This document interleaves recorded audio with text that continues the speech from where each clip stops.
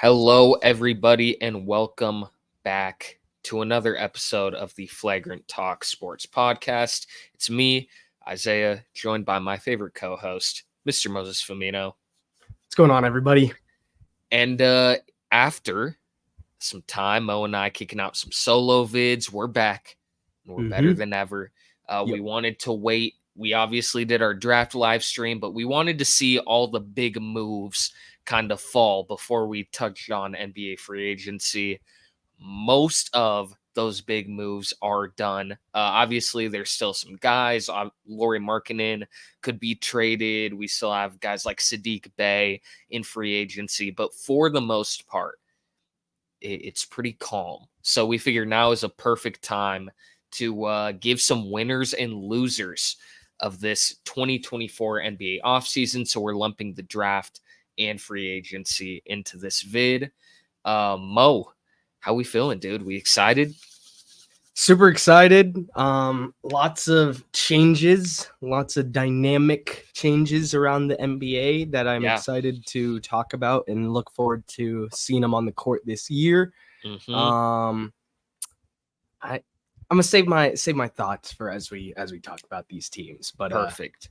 I'm excited to get into it. Yeah, me as well. So in this vid, we're going to do all winners first, all losers last. Is the way we're going to chop this up. If we don't talk about your team, that isn't a bad thing. Like, some teams are just, they did okay. They did decent.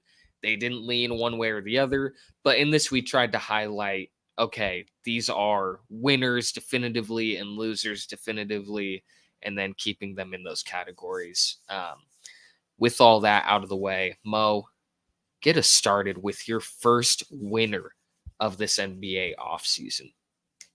I'm going to start in the Western Conference, but a team that is out east, I would say, the Oklahoma City Thunder.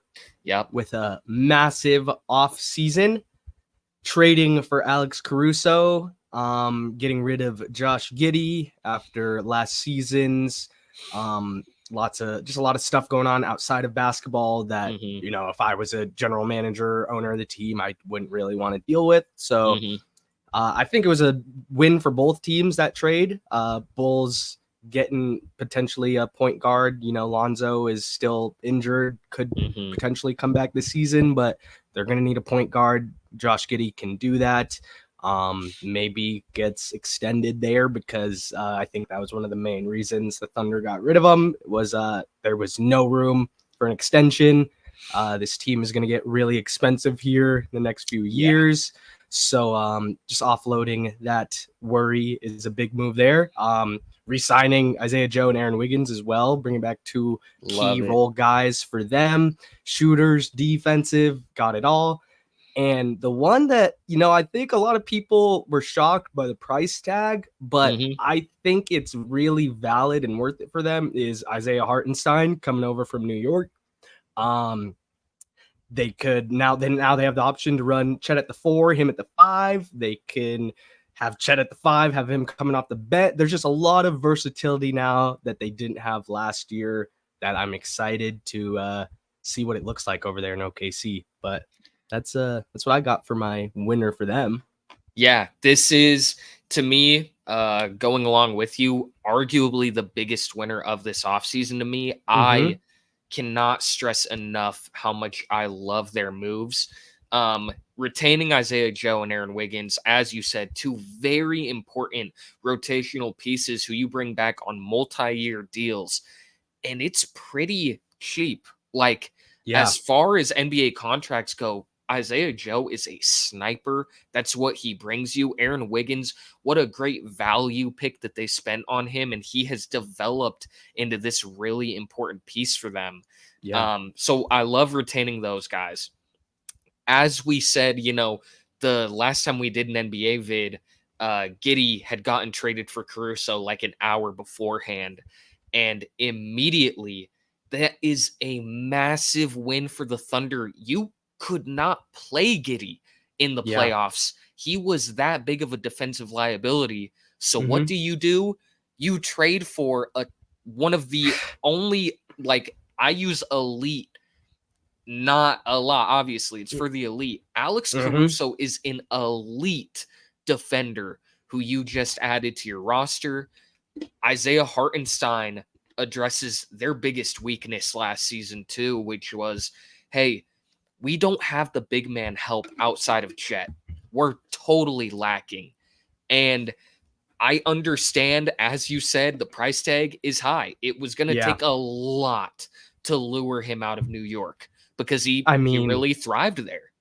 Oklahoma City isn't the biggest free agency destination as well. No. So, no. Yeah. And really, this was their big free agency swing. I think looking at the Thunder at this moment in time, I can comfortably say this is the best team in the Western Conference, and you could make an argument that they're the best team in basketball. I'm still leaning Boston. I gave Denver this grace last year of, hey, until I see you lose, I'm going to keep you as number one. I feel that way still with Boston, but I love what the Thunder did. And looking at the draft, you added Nikola Topic, isn't going to play this year, but he was in the convo for the first overall pick before blowing out his knee. And you're just going to have him come next season and as another guard piece, like on top of having 4 to 5 first round picks next year. I don't think I've ever seen a team with a bigger window than what the Oklahoma City Thunder have. I love them maximizing it. They get an A+ from me for what they've done. For sure. So, thank you for bringing up the draft as well. Topic, like you said, out, but going to probably be a big, at least, role guard in the league. And a couple great second round picks as well through trades. Where is it? Ajay Mitchell from UC Santa Barbara. Nice older guard who, might be able to come in. They have a lot of good guards, but maybe has a good summer league, makes a team.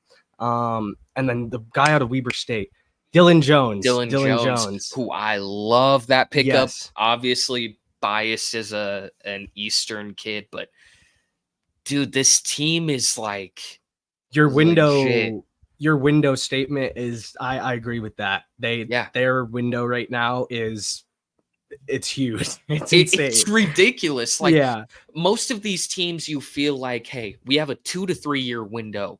Let's get as many rings as we can. We're going to go all in. We're going to trade these first rounders. We're going to trade some of our young talent. We are going to go all in on winning. And the Thunder don't have to do that. I mean, I can't name the last time I saw a 1-for-1 player deal like we got with Gideon Caruso, where it is an instant upgrade. You just replaced Giddy with a better player at the moment, at least. So this Thunder team is ridiculous, still very young. They're only going to develop further. Very, very high. I think a top 3 team going into next season. I give them that. Yeah. I have a feeling we're both going to agree on this one as well, so we may as well get them out of the way. Okay. The Philadelphia 76ers. As much as it hurts to say, I do agree. It's, one of those things where obviously the news here is, yes, they added Paul George. That they now have a big 3. You can comfortably say that. Say what you want about Embiid, say what you want about PG, whatever. The reality is they have a big 3 who can and should compete in the Eastern Conference.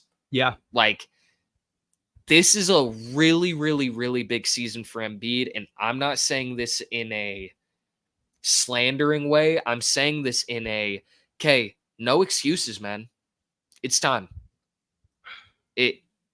You have the pieces. You have Maxey, who is now an ascending star. You have PG, a 2-way all-star caliber player on your team. You add Andre Drummond back, who is a rebounding monster. I mean, 2020 used to be a couple years ago. Yeah. Almost every other game. Yeah. It was ridiculous. So you add him. I like the signing of a Caleb Martin, especially with the loss of a Nick Batum. I love that pickup for them. You drafted Jared McCain, immediately addresses that help. Replacing Melton. Exactly. Yeah. And obviously Healed was terrible, was really bad, like killed his stock with the Sixers. However, Jared McCain gets to fill those shoes. He provides shooting, something you instantly need. Daryl Morey has to continue grabbing ex Houston Rockets with Harden's teams in like 2017, 2018. So Eric Gordon now makes a return to a Morey team because why wouldn't he? Love them retaining Kelly Oubre. I think they just have a great top 8 to 9 players. And again, the expectations are on this team. You have to get it done. You have to. And this has to be the year. I'm not going to take people, and I'm going to sound like a biased Celtics fan, and that I'm fine with sounding that way. People slandered the hell out of Tatum this previous year of, hey, there's no excuse. You better get it done. You better win that ring. You did it. I don't want to. No. You need to keep that same energy now with Embiid, who's older. And this is it. This is the Sixers window. You have to win now. I think the Sixers are in a spot to do that. I'm really excited to see how that big three plays off one another. But off of what I'm seeing on paper, I really like Philly's team going into next year. Definitely should be top 3 in the East. If not, the season is a failure. If they don't make it to the Eastern Conference Finals, it's honestly a fail. Even the finals, it might be do or die. I think, but it's going to be exciting. You hope that the health bug doesn't rear its head. Paul George has been healthy these past few seasons, and he has been performing at the all-star, all-NBA level that we know he can play at.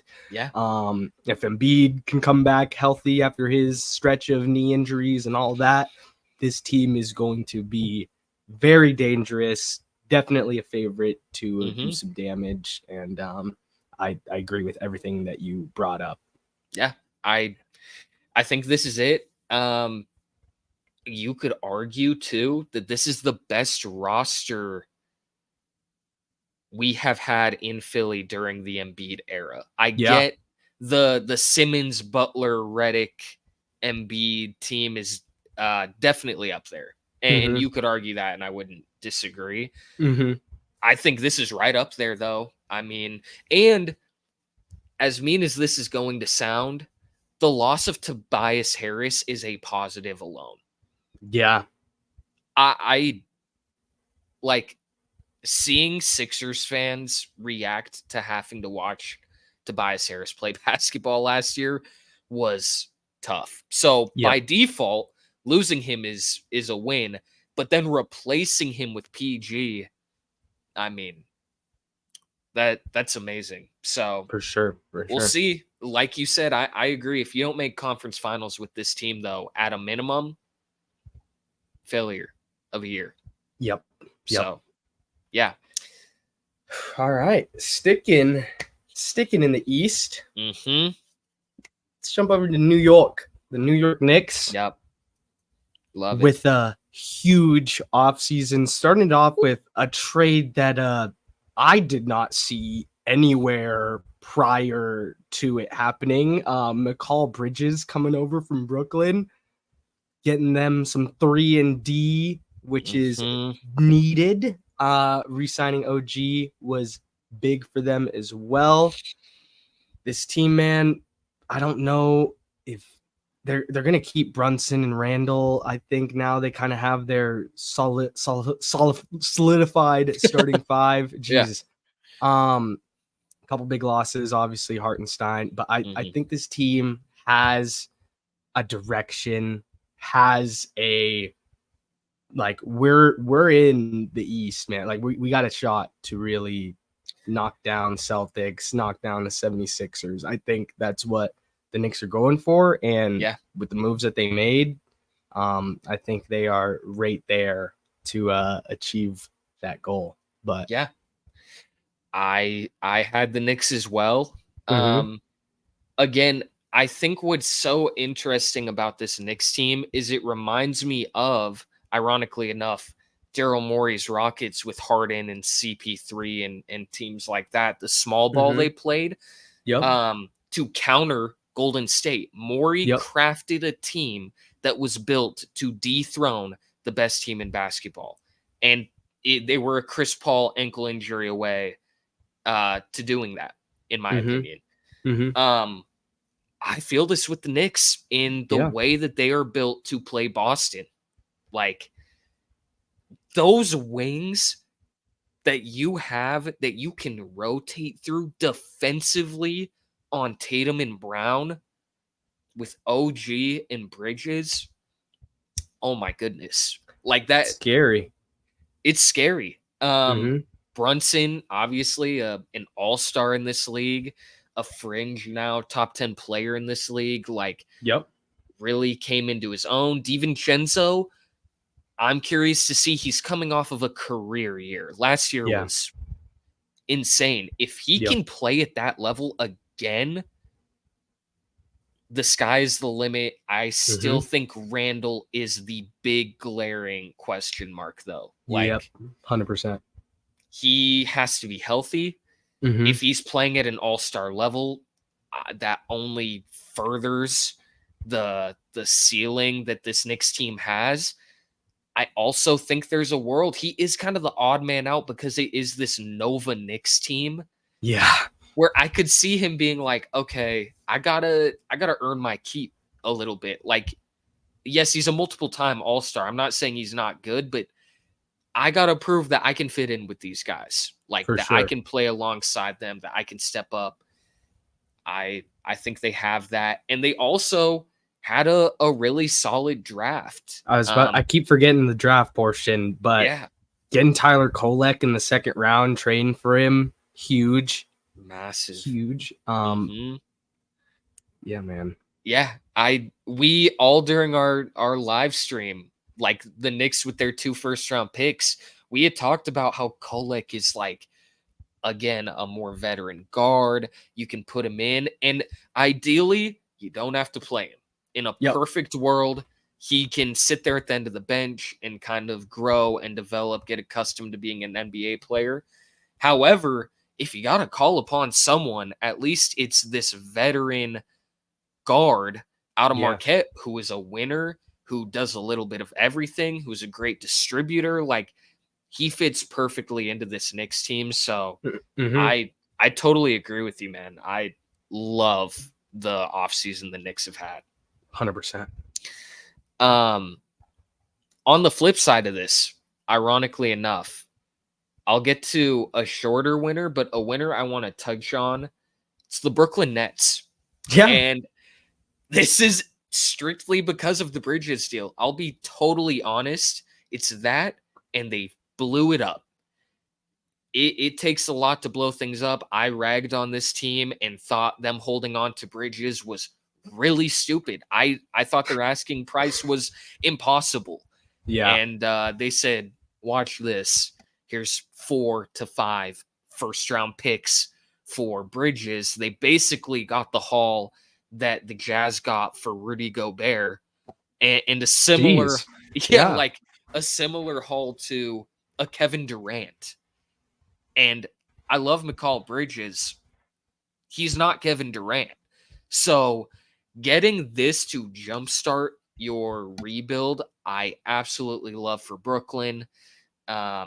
Not the sexiest offseason, but you get to be really bad. You get your first-round picks back.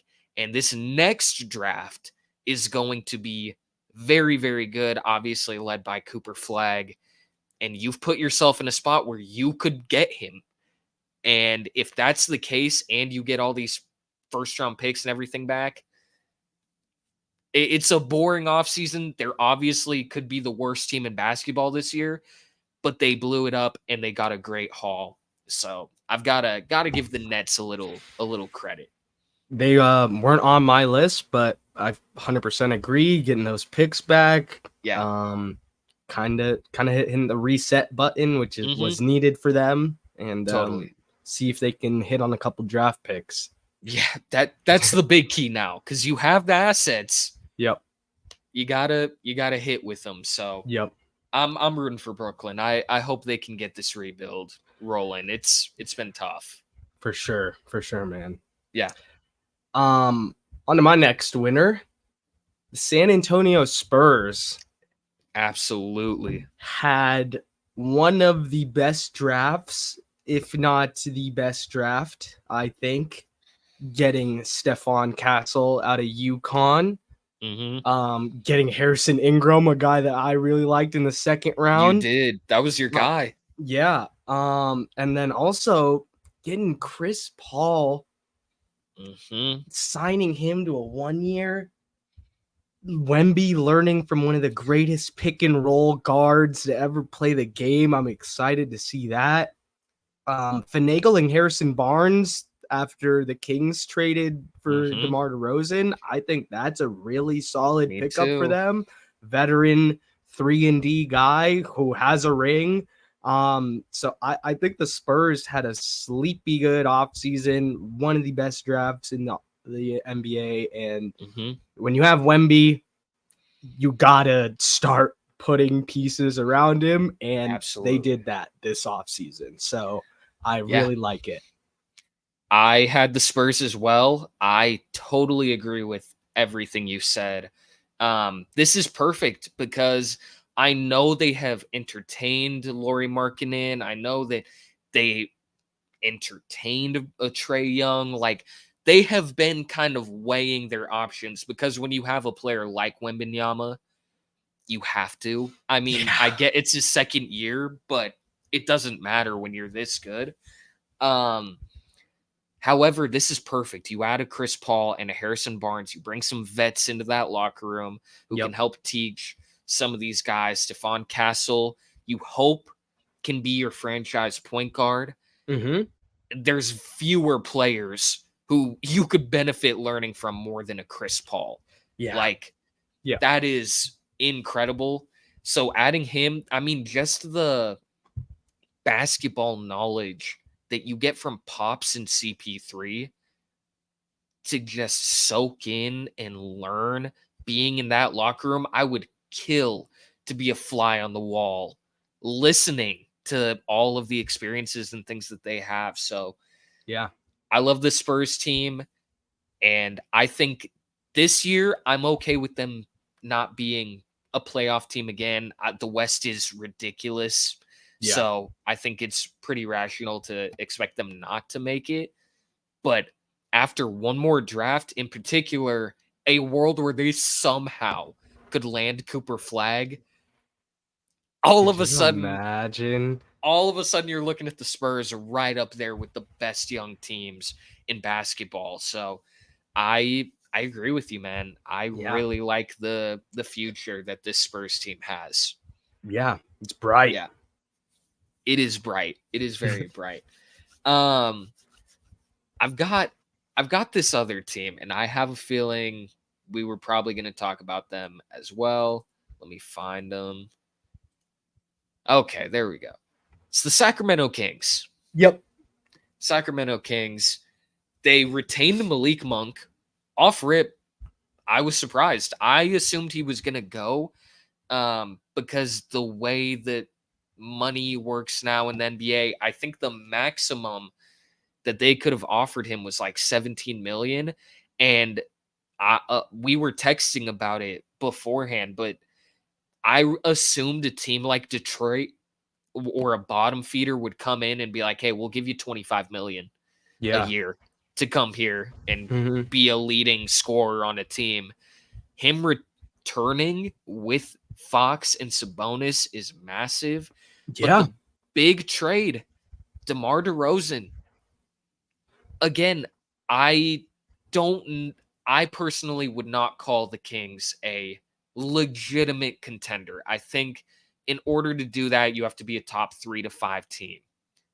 However, they're going to be a dangerous team in the West, a team you Mm-hmm. can't count out, and they're going to be very entertaining. Like, I'm really excited to see what this Kings team can do. Like, Yeah. having that third option, I think, is obviously going to help Sabonis. It's going to help Fox. DeMar was kind of playing nothing minutes in Chicago. You now Yeah. get to play meaningful, hopefully playoff basketball with Sacramento and do something. So Yeah. I get you lost Barnes, but replacing him with a DeMar, I think is an upgrade. I like what this Kings team did. Mm-hmm. The Yeah, draft as well, getting Devin Carter out of Providence. thank you. Yes. Huge, huge pickup for them. Going off of everything you said, I honestly didn't think Malik Monk was returning either, but Yeah. they figured it out, which was huge. Yeah. I also like the pickups of Jalen McDaniels and Jordan McLaughlin, a little bit more roles, a little bit more depth. Totally. Never gonna hurt if you're a team that's looking to get better. So No. overall, huge improvement for the Kings in the offseason. Totally. Yeah, it's not this like a ton of big sexy moves, but it is moves that make your team better. And Yes. if you're a Kings fan, that's all you can ask for. Really glad you brought up Devin Carter too, because I totally forgot to. But yeah, that Yeah. you can see us ooh and ah over him in our live stream. So For we've sure. covered that. But yeah, we're excited for that fit in Sacramento, especially with losing Davion Mitchell. Yeah. I was kind of concerned with how him and Carter were gonna fit. There's no Mitchell now, so Devin Carter kind of gets to eat that role all on his own, and I think he's gonna feast in it. So I agree. yeah. I have two more teams, but the one I'm gonna save them for last, and they have a question mark. Oh, okay. The team I'm going to talk about is my confirmed last winner. Mm-hmm. Is the Orlando Magic. Oh. As you can see, they re-signed the barn. Yes. They brought back everybody. All their solid role guys have returned on pretty good deals all around. And big pickup of KCP, two-time champion, 3-and-D, which they needed shooting in Orlando. That's going to be a big pickup for them. In the draft, they got Tristan da Silva out of Colorado, who you're a big fan of. Yeah. And I could see him making an impact on this team year one. The Magic, they're set. They've opened their window with these moves. So exactly. Key for them. Exactly. You nailed it with keeping their window open. Like, is this a team I'd say will make it out of the East this year? No, I don't think so. But you retain Franz Wagner, who you can keep now with Paulo. Defensively, if I'm an opposing guard and I have to go against Jalen Suggs and KCP, dude, that's tough. That is pesky. Like, they are going to hound you. So I love, all the moves they made. They just retained everyone for the most part, besides Joe Ingles, but that is a pretty small loss. Yeah. And this now opens the role for a Jet Howard, who they spent a lottery pick on last year. Hopefully he can come in and give some minutes. Like, they have spent draft capital on some guys that have kind of been waiting for their opportunity. And I think now is the time. Paulo, I think, is going to take another step this year. He is special. Like, I'm really excited to see what he can blossom into. And, I saw people overreacting about the Franz Wagner, the size and money that he's making. It's the NBA we're in today. It is. And he's a really good player. People don't realize how good he is. Thank you. I agree. Just because it's not this big, sexy game does not mean you are not a good player. I think he's he's one of those players that is a great litmus test for if someone watches basketball. Yeah. Because the number of people who saw the deal and were like, oh my goodness, what an overpay. What are they thinking? Have you seen him play? Like, he is He's a their perfect guy. fit with Yeah. Paulo. Mhm. So, and what? He's 22? Yeah. I mean, like, the sky's the limit with the kid. I don't understand. You've now boxed him into all of his younger years, and you have him under contract through the start of his prime. Yeah. Like, they're in a great spot. So 100%. him and his brother coming back, which is great. So Yep. I like this Orlando team a lot. Mhm. The other team I have, and this is the last team, Okay. but I wanted to bring them up. The New Orleans Pelicans. Yeah. And this is the reason I held them for last is it's weird. Mhm. It's weird. I love the DeJounte Murray deal. Yes. Make that swing. Make that swing. You Mhm. got to do it. His time in Atlanta, it didn't work out. Him and Trey did not, play together in the way that we and management and everyone like that expected. Yep. But he showed when he was without Trey, he was a bucket. He was a Yes. bucket. And you Mhm. get to come into New Orleans and be that. So obviously, they gave up Dyson Daniels. They gave up a variety of different things to land him. But Yep. the biggest thing was they did not trade Brandon Ingram. Mhm. And that, to me, when I saw DeJounte got traded, my brain instantly was, okay, Ingram to Atlanta. Oh, okay. Yeah. Yeah. And then it came out that he wasn't in it. Yep. And I'm like, oh, wow, this is perfect. Uh. Because, I mean, Brandon Ingram, when he's at his best, is an all-star. He Mhm. struggled Mhm. late last season. He was banged up, so I don't want to go too hard on him. But when he's at his best, he's an all-star. And at worst, you can move him. There could be another move that you can make now. So I like this Pelicans team. DeJounte is that big move that highlights their offseason. Yep. I like the addition of a Daniel Tice. They made that move like yesterday.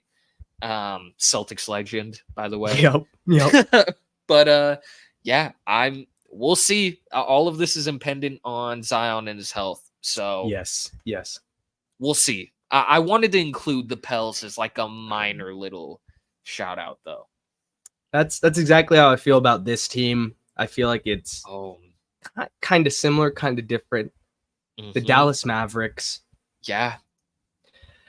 obviously, they got Klay Thompson, which a couple years ago I didn't think I'd see the day that Klay Thompson would be in another team's jersey, but fast Here we forward, are. couple extensions extended to players outside of him, and he decided to get his butt out of there, which I don't blame him. Yeah. It's going to be very interesting to see how this team looks, how it works. I love the Najee Marshall signing. He was solid for the Pelicans these past few seasons as a role guy. Quentin Grimes, New York Knicks guard for those Stephen A fans. Pretty Oh, I think he still has some juice in him. He's been in Detroit. yeah. I don't know how much you can look into that, but Yeah. the reason they have a question mark is because of their losses. They lost Josh Green, who was a big role guy for them. Tim Hardaway Jr., although he was not himself in the playoffs, was big for them throughout the season. And Derrick Jones Jr. was huge regular season playoffs. So a couple big losses, but we'll see if these additions can balance that out and if they can get to a conference finals, NBA finals again next year, because lots of teams made improvements. So they had to do something and they got it done, but we'll see if it's enough. Yeah. I mean, the Klay thing, their biggest need was wing depth. And you take a step forward because ideally, if Klay Thompson is a decent player, if he can be a consistent shooter, you saw in the finals especially, they needed that so badly. Yep. Like, they needed a reliable third option so bad because PJ totally faded away. Lively is great, Gafford is great, but they're not guys you see play and you're like, oh yeah, he can give me 20 in a series consistently. Klay has that. And I get all the memes. He did go 0 for 10 in an elimination game. I get it's under every ESPN post. I get everyone is making fun of it. Yeah. You know, as a Warriors hater, as someone who grew up watching basketball and had to witness those years with Durant there, I'm not going to lie to you. A part of me is happy to see their downfall. However, it's going to be really weird to see Klay. I never, ever in a million years would have thought Klay would be on another team while Curry is in the league. Yeah. It's going to be so odd to see him in Mavs regular season games. But yeah, it's a weird one because I agree with you. I would label them a winner over a loser. Yeah. But at the same time, like, it's really dependent on the Klay we're getting. Yeah. So I agree. We'll see. That's it for winners. I didn't want to include the Celtics. I would call them a winner. 100%. I've never seen a contender keep everyone or a champ. Yeah, 99% of the time, someone's walking for a deal elsewhere. Someone, because they're getting paid more, they're getting their stocks highest. Everybody returned. Bruce literally Brown. Everyone. Yep, Bruce that Brown. Was the one. Yep. And we saw how important he was when Denver went out this year, where it's like, man, he was so key in that ring. And now the Nuggets are, it's crazy. Like, the Celtics kept every single guy except for O'Shea Brissett. And I love Brissy. It's not a big loss though. Yeah. At all. So I will give a brief shout out to our guys because retaining everyone, signing everyone it doesn't happen. It doesn't. Insane. Yeah. So we'll see. The Celtics will look to break up the parity that's going on in the league and go back to back. But for sure. Starting off now with the losers. Yep. We got our high out of the way. It's time to crap on some teams. Mo, do you want to do the honors of naming your first loser? This one is going to come as a surprise to, I feel like, quite a few people. But outside of re-signing their main guy, they did nothing. And that is the Cleveland Cavaliers. Wow. Obviously, a lot of people thought... Look at this. That, they did nothing. And they drafted Jalen Tyson in the draft, who could be a good, solid piece for them. But outside of that, they are running back the exact same team from last year. And while 2, 3, 4, 5 teams in the East made improvements this offseason, it's a win that you got Mitchell to come back because I don't think anyone thought that was coming, but they somehow pulled it off. I think Donovan Mitchell might turn into a guy where he's putting up all-star numbers on a poor team, which sucks because on the Jazz, he was looking like he could have been one of the best shooting guards, the top 10 shooting guard the NBA has ever seen. And maybe that could still be the case, but the Cavaliers are not putting him in a position to do so.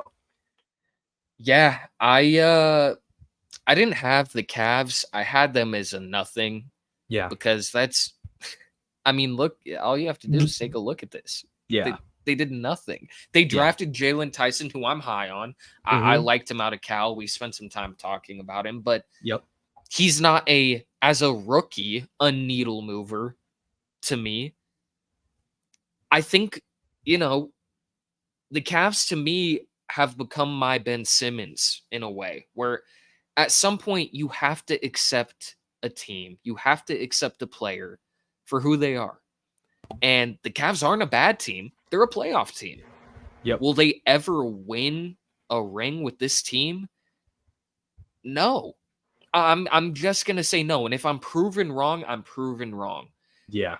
As things stand, if you don't trade a Garland, an Allen, a Mobley, a Mitchell, as things stand, you're fine. You're probably the 4th or 5th best team in the East. You might win a series. That's it. Yeah. Like that's kind of their ceiling to me. So I definitely don't blame you for this. They're not a sexy team. Yeah. Like, yeah, it's pretty mediocre in Cleveland. For sure. On to my first loser. We're going out west real quick. Yeah, gotta get him out the way. Gotta get him out of the way. The winner, if you want to talk about this, is James Harden. Yeah. He got his bag. Good for him. Happy for Harden. As for this is okay. I'm trying to figure out how I want to tackle talking about this team. So PG and Kawhi gave you nothing. You didn't win your ring. So losing him obviously hurts. I think now Kawhi is comfortable just being he's a 2-time champion with 2 different teams. He was the team's best player in Toronto. He's a perennial all-star. During his time in Toronto was argued to be the best player in the league. Yeah. I think he's pretty happy if he never does anything ever again, winning related, that his legacy is cemented. And honestly, he might not even care about legacy, just off of Kawhi's personality. What confuses me is the things outside of basketball that this team is doing, because you rebranded, right? You get a new stadium. It's been talked about all this time. You're seeing all these interesting things. And you are now signing players who are massive PR risks in a Kevin Porter Jr. You went out of your way. You signed Kevin Porter, too, with a player option at that, coming off of spending time overseas, where I'll be the first to say it, he isn't even a good basketball player to begin with. You're taking this PR risk on with no gain. This isn't LeBron who did these things and now, we'll take a risk. It's LeBron. We don't care. It's Kevin Porter Jr. He's ass. He sucks. We've seen a couple flashy plays. You're bad. So you add him. The Spurs got rid of Josh Primo, and this isn't even this offseason, but they went out of their way. They're like, we'll take him. Dude, he's being accused of something very serious. You don't even take any time to marinate on it. You're just like, we got him. We want him. There's no market, man. You're going out of your way to do this. You had Miles Bridges' agent come out and say he had interest in the Clippers because they are the place of second chances.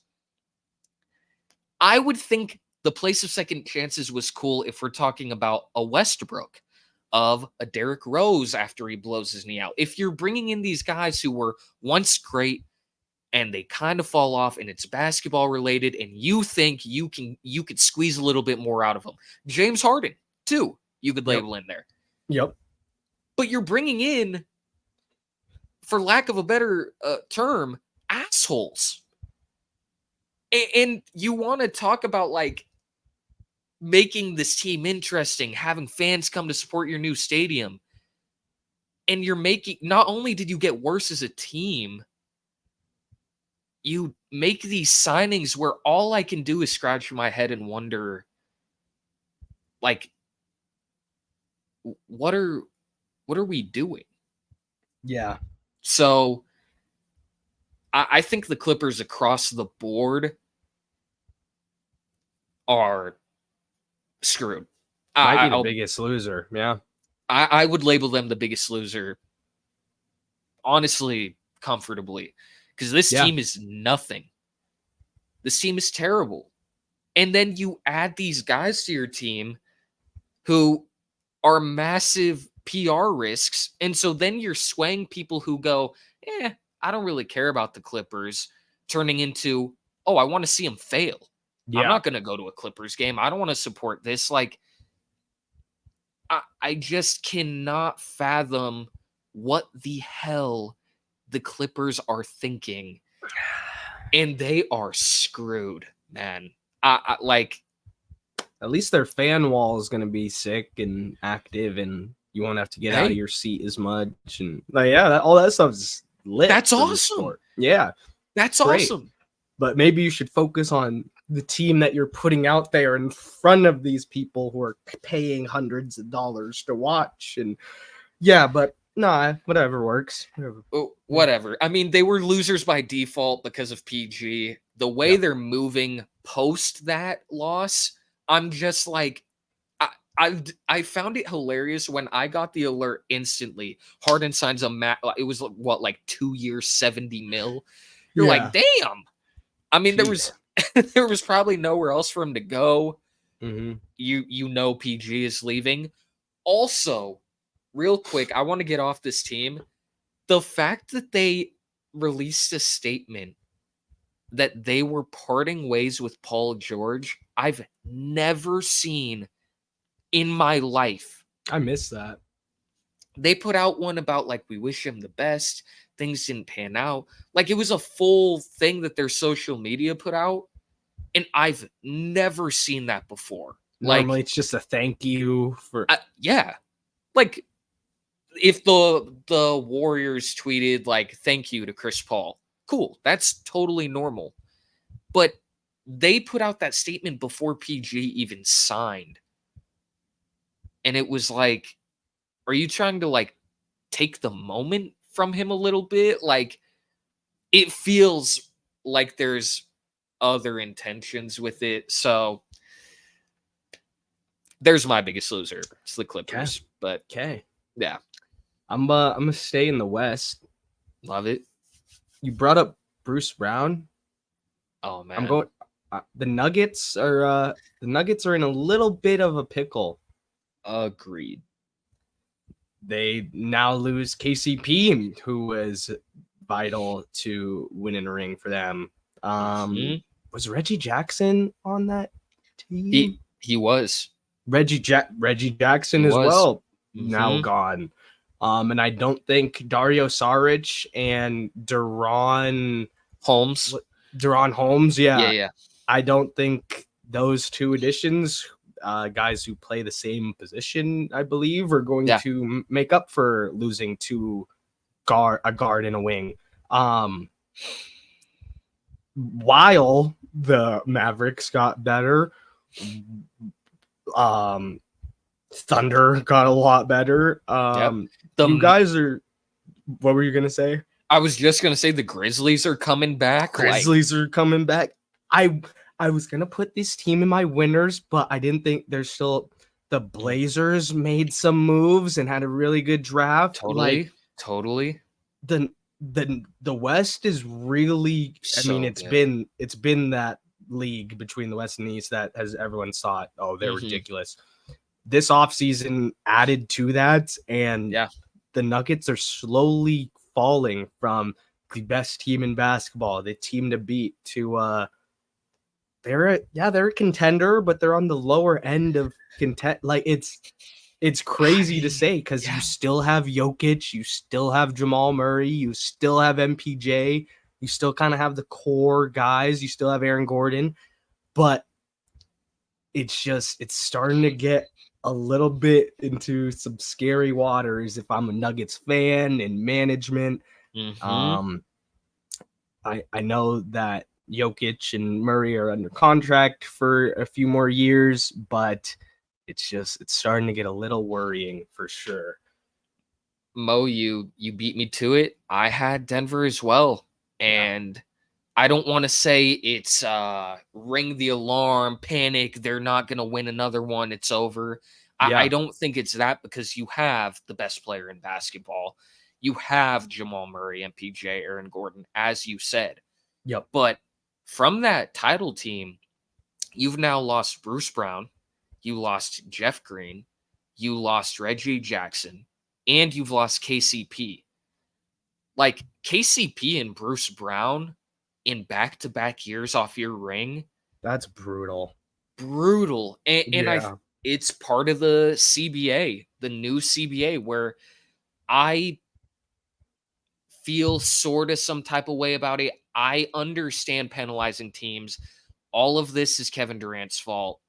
Let's be honest. That move to Golden State made Adam Silver go, holy crap, how was this even possible? We need to go in and fix it. I don't want that to happen either. I don't want any team to be able to do that. However, when it's a team who drafts their talent primarily, and it's not like when Brooklyn made their big three with Kyrie, Harden, KD, I do feel more bad if, like, the Celtics were to get penalized. Hey, we drafted JB, we drafted JT. Now we're giving them these big deals. We're playing the game it is meant to be played. Yep. We're not cheating. We're not building a super team, signing all these, top 10 players. We built it organically, and now we're being penalized. And that's kind of what's going on in Denver. So I do feel bad, but at the end of the day, your losses are your losses. And Yeah. KCP is, I can't stress enough how fundamental he is to that team. Yeah. So I agree, man. I like Saric. I like what he can do. I really like Deron Holmes. He adds some offensive punch off the bench. It's gonna come down. Hopefully, Julian Strother can step up. Some of those other guys have now, they have to step up, and that's a tough spot to be in. For sure. On to my final loser, and we kind of talked about them with the Mavs, but I wanted to re-loop back to Golden State. So the big loss is Clay. That already talked about. Cannot believe the Splash Bros are not together. Yeah, man. You lose Chris Paul, too. Wasn't perfect. He's older. He was coming off the bench. A lot was different with Chris. But I believe the stat was like in games he started, he put up like 12.9 assists per game this year. Damn. Like, he's still Chris Paul at the end of the day. And you did lose Saric, who we just talked about, to Denver. I really love the signings they made. I liked Anthony Melton, Buddy Hield. Hopefully can get back on track. You're in the spot to do it alongside Curry. Slow-Mo is another one. I love him going from Minnesota to Golden State. But the window is done. It's over. I don't think there's a path forward. I know Lauri Markkanen is the big hot topping, like the guy everyone's talking about. I don't think it matters. Yeah. You get better, obviously, but adding Markkanen, even if they give up nobody to this roster, if you just added Lauri Markkanen to this Warriors team and said, in theory, they don't have to give up a player from their roster, that's still not good enough. They're not making it out of the West still. No. So I don't know. I'm not going to lie. I wish there was a world where Curry and LeBron could play together. And that only could happen if Curry went to LA, and that won't happen. So, well, Zay. Oh, no way. That's kind of funny. It's funny you Oh, say no that way. because the last team I want to talk about is the Cook. Los Angeles Lakers. Cook. LeBron James taking a pay cut for basically no reason because they didn't get any of the big free agents he wanted. They got his son, which is awesome. Unbelievable story. Mm-hmm. They got Dalton Connect, which might be the greatest first round pick in the draft. Yeah. Great value. But even with those additions and LeBron taking the pay cut and all that, they still aren't going to be a contending team. No. Unless Stephen Curry wants to slide over to, but I don't know. We'll see, man. We'll see. But at this time, where we're at in the offseason, I have the Los Angeles Lakers as a loser.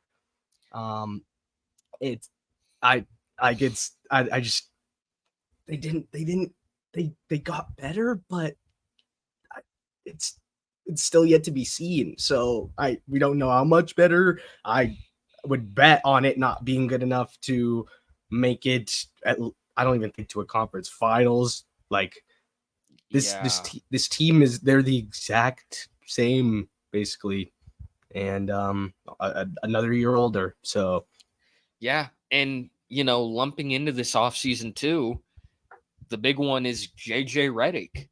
yeah. Like Redick is a brilliant basketball mind. Unbelievable. I am so upset we aren't going to have this podcast with Bron anymore because it was the coolest. No BS. We're not talking about these stupid storylines. We're not going to feed into the ESPN talking about Bronny James the entire second round of the draft. We're cutting off players from being able to see their highlights to go talk about him some more. Again, not Bronny's fault. But we got real basketball talk, and that's gone. I'm optimistic in Redick. He has no experience. He's as open about it as possible. But I don't see this team doing anything. We talked about it before he signed. We both kind of thought he would have been stupid to be the head coach. Like, yes, in the grand scheme of things, you are a head coach in the NBA. That is unbelievable. Only 30 guys can say that any given year. But with where this team is at, the expectations, you're gonna lose reputation, you're gonna lose fans, there's gonna be hate, there's gonna be a lot that comes your way, which you would have all avoided if you stayed as an analyst, which he didn't want to do. I gotta respect that he's taking the challenge on. Take the swing. Yep. But I just don't see this season being a success for the Lakers unless they get a big acquisition at the deadline, or like I just don't even know. We do this every year. Like yes, we say this every single year, though. Every single year, but maybe. But yeah, they're the Lakers. Yeah, we just saw DeMar. Listen, Braun was like, "I'll take a pay cut. We can sign you on that MLE, make like $14 million and get to play in LA." It's like, yeah, I'm good off that. I'm good, bro. I'm good. I'll play in Sacramento though. Yeah, I don't want to do that. Like, and Zach LaVine. I mean, we want to talk about biggest losers. Has zero trade market. None. No one is willing to pay him. It won't be different at the deadline. The Lakers, and maybe I'm wrong and this gets clipped, but I don't know what happens at the deadline. Yeah. Where the Lakers, honestly, that's a lie. They might get desperate. This might be the year where they're like, dude, F it. We're trading for Zach LaVine. Yeah. I mean, does he help us? Maybe. Who knows? I don't know, but we got to take the risk of pairing him with Bron and AD, and we'll see what happens next. But yeah, I don't know, man. I don't know. We'll see, man. We'll see. They're a team with championship aspirations and expectations that does not have a roster capable of living up to them. Without a doubt. So we'll see. Maybe we're wrong. I'm gonna bet we're not, but I would bet we are not. But no, I'd bet we're on the money. But we'll see. I want a Lakers Celtics finals again. I'm praying. Be so sick. That'd be so sick. With Braun. Oh man, I would we have to get him back, bro. We have to get him back. That's what I'm saying. Like, if a Lakers fan is watching this, rolling their eyes like you're two Celtics fans, go, no, I want y'all to do good. The league is better when the Lakers are good. Yep. But you're not. And so we'll see. They got their ring in 2020. The LeBron era in LA is a success by default because of it. Yeah, I think it's done. Yep. It's done.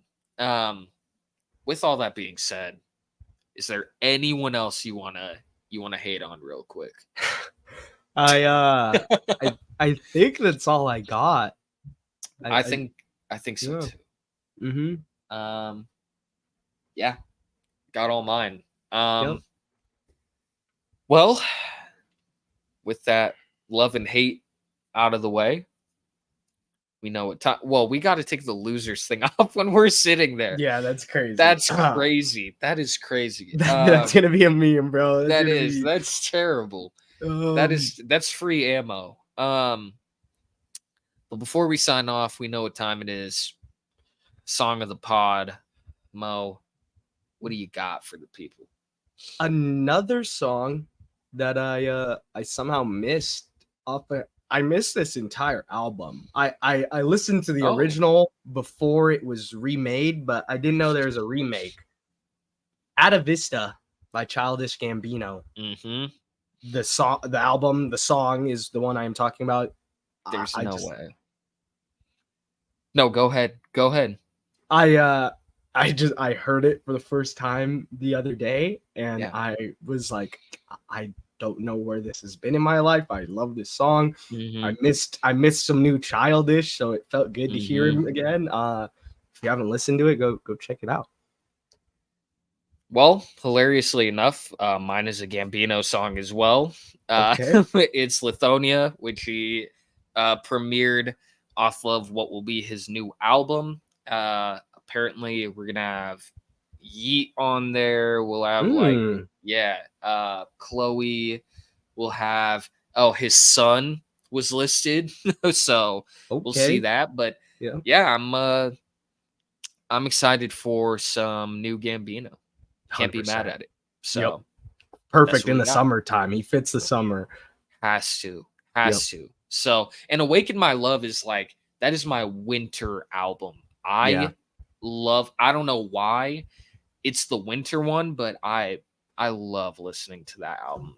I need to go back into that for sure. Album is so good. With all that being said, NCAA soon.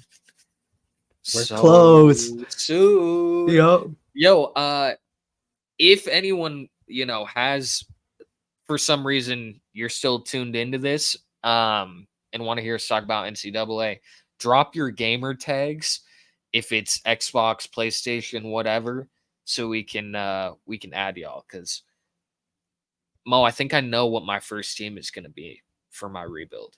Really? I'm leaning Memphis. Okay. That'd be fire. I think it would be fun. Yeah. I think it would be fun. I got to talk to you about something once we shut these off about NCAA. But you guys may find out here soon if the conversation goes well. But I just gotta talk about it with Zay first. Ooh, okay. I'm excited. Some things coming. And I'm excited. So I can't wait. Thank you for tuning in. Let us know your winners, your losers. If you agree with us, if you disagree with us, whatever it may be, we'd love to hear it. And we can't wait to see y'all in the next video. For sure. We appreciate y'all for tuning in. We will talk to y'all later in the week. Yes, sir. Peace, everybody. Later, everyone.